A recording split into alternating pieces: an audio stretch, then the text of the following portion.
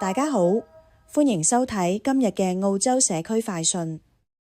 澳洲房地產市場近日出現明顯降溫跡象，隨住澳聯儲持續加息，加上市場對稅務政策調整嘅憂慮增加，悉尼及墨爾本等主要城市房價開始回落。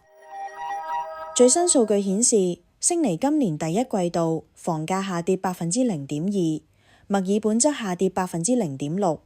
其中悉尼獨立屋價格更錄得自2022年以嚟首次季度回落。分析認為，利率上升令買家借貸能力下降，加上負扣稅及資本利得稅折扣可能調整，進一步影響市場信心。同時，房屋供應增加，亦令賣家議價能力開始減弱。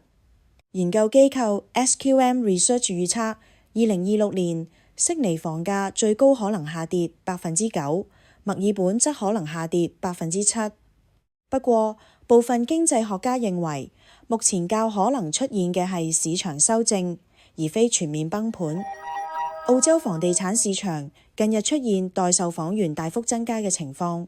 最新數據顯示，截至5月初嘅4週內，全澳新增放盤量按年激增22.4%，反映越嚟越多業主趕喺市場進一步轉弱之前出售物業。報道指出，受借貸成本上升及買家需求疲弱影響，多地拍賣清盤率持續下滑。悉尼目前待售房源較平均水平高出12%，墨爾本則高出4.5%，兩地房價亦已出現回落跡象。拍賣市場表現亦持續疲弱。報道指出，悉尼上週末拍賣成交率跌至27.5%，創近年新低。墨爾本雖略有回升，但整體市場氣氛仍然偏弱。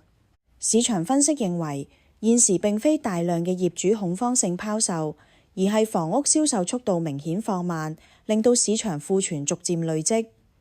同時，加息及負扣稅、資本利得稅等政策調整消息，亦進一步打擊買家信心。澳洲社區快訊報道最新熱話，只要到 TVB Anywhere 或者 ACE 澳華娛樂社交平台都能夠收睇得到。歡迎大家提供任何本地資訊。我哋下次再見。